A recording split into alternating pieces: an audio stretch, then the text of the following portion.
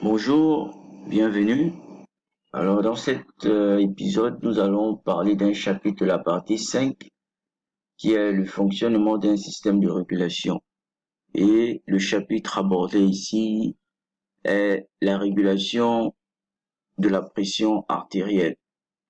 L'objectif est d'expliquer les mécanismes de la pression artérielle. Tout d'abord, nous devons connaître la définition des termes clés et le sens afin de savoir ce que nous cherchons.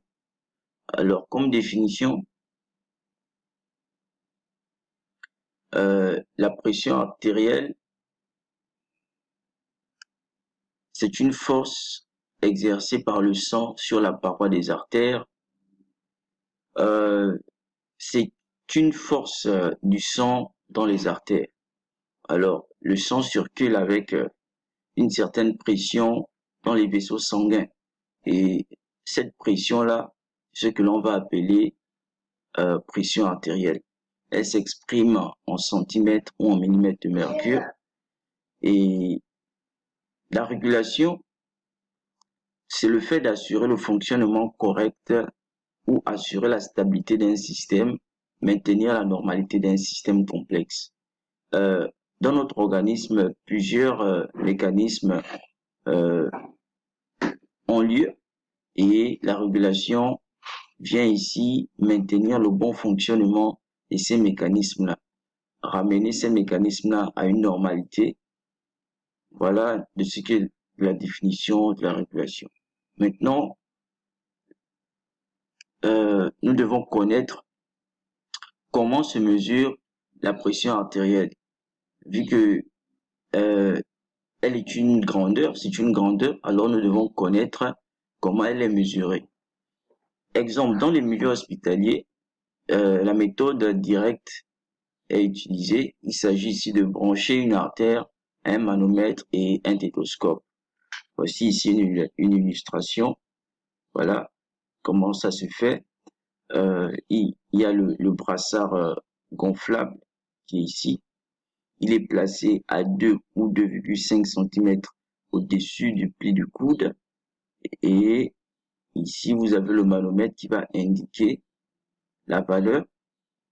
S'agissant du stéthoscope, il va permettre ici de repérer le pouls, autrement dit les battements du cœur.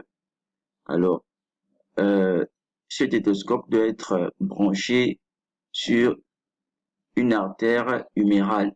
C'est l'artère humérale ici qui sera en contact avec le stéthoscope. Voici en image encore le matériel. Voilà sa composition. Nous avons le manomètre. Ici, le manomètre de pression. Ici, c'est la valve qui permet de gonfler, de dégonfler le brassard. Et la poire ici, c'est ce qui va permettre la manipulation, donc exercer la pression pour permettre le gonflement. Ici, c'est le stéthoscope. Voilà, c'est cette partie-là qui va être en contact avec une artère. Et ici, ce sera simplement en contact avec les oreilles. Ce sera comme ici, par exemple, vous avez les oreilles. Voilà, c'est cette partie-là. La méthode indirecte. Ici, avec la méthode indirecte, c'est généralement euh,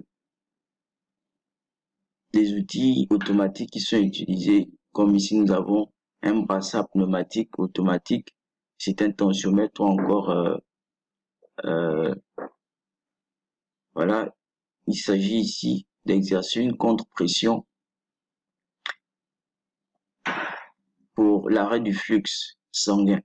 Alors, dès que l'appareil est connecté au niveau de l'avant-bras, vous voyez ici, au niveau du poignet, il y aura ensuite une contre-pression qui sera exercée pour permettre l'arrêt du flux sanguin.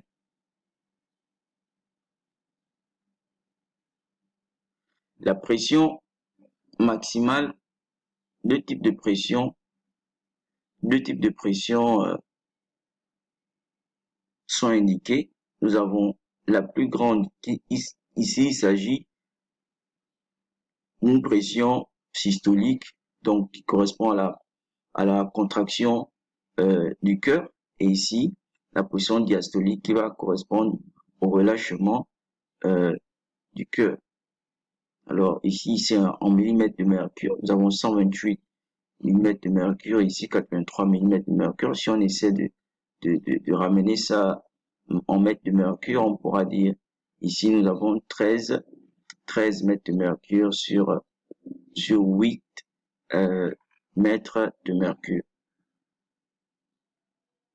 Voilà, c'est comme je le disais, la pression maximale va correspondre à la contraction du cœur. On parle de pression systolique, et la pression minimale qui va correspondre au relâchement du cœur. On parlera alors de pression diastolique. Voici les deux types de pression que l'on a. Les deux valeurs indiquent ces deux types de pression-là. Les facteurs de variation de la pression artérielle. La pression artérielle varie, elle varie, et cela à cause de plusieurs facteurs. L'un des premiers facteurs, c'est le cycle cardiaque. Donc ici, l'activité du cœur via sa contraction, donc la valeur maximale, et son relâchement, la valeur minimale. Cette activité-là fait varier la pression artérielle. Un autre facteur, c'est le changement de position du corps. Lorsqu'on est assis, la pression est plus élevée au niveau des membres supérieurs, et lorsqu'on est assis, la pression sera plus élevée au niveau des membres inférieurs. Voilà, donc le changement des positions du corps entraîne aussi une variation de la pression artérielle. Un autre facteur, c'est l'âge. La pression artérielle observée chez les personnes âgées, par exemple, n'est pas la même que celle observée chez les personnes plus jeunes, que chez les jeunes personnes. Voilà en quelque sorte un autre facteur. Au cours de la journée aussi, vu que dans la journée, nous exerçons plusieurs activités. Parmi ces activités, il y a les exercices physiques, aller courir, marcher, tout ça, ce sont des exercices physiques. La réflexion aussi, le fait de réfléchir, nous exerçons des activités intellectuelles, les émotions, les sentiments éprouvés lors de certains événements particuliers, exemple la proclamation de votre bac peut entraîner des émotions, et ces émotions-là vont certainement faire varier votre pression artérielle. Un autre facteur, c'est l'intensité de l'effort physique. Plus l'activité est intense, plus la pression artérielle augmente. Voilà, c'est exemple celui qui marche et celui qui court n'ont pas la même pression artérielle, parce que celui qui court exerce une activité plus intense que celui-là qui marche.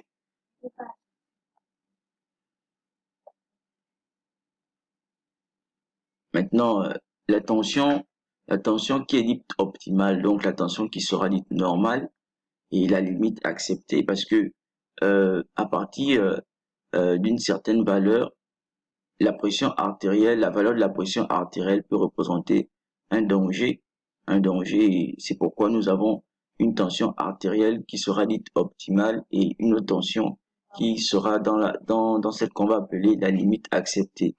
Donc, voilà, pour la pression normale, nous devons avoir minimum 12,8, voilà.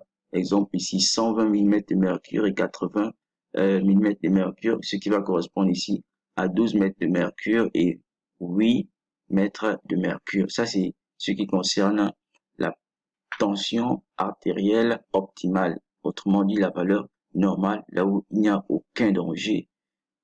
Voilà. Et pour la limite acceptée, la limite à ne pas dépasser, autrement dit, la limite à ne pas dépasser sera 12,9. 12,9, plutôt 14,9. Ici, 14 qui sera la pression systolique et 9 qui sera la pression diastolique. Voici. Donc, en inférieur à cette valeur, nous parlerons d'hypotension. Supérieur à cette valeur, nous parlerons d'hypertension. Et dans ces cas de figure, nous devrons alors avoir recours à la régulation. La régulation va intervenir à ce niveau. Alors, voici, c'était tout pour cette partie. Si vous aimez la vidéo, n'hésitez pas à partager, à inviter aussi vos amis pour ne pas rater les prochaines parties. Alors, dans la prochaine partie, nous parlerons de la régulation si nous sommes, c'est-à-dire lorsque nous serions en dessous de cette valeur et au-dessus de cette valeur.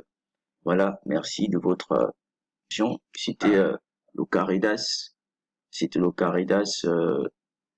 Nous sommes là pour aider les, les plus jeunes, les futurs bacheliers, euh, à mieux comprendre certains chapitres. Merci encore et ne ratez pas la prochaine partie qui parlera de la régulation.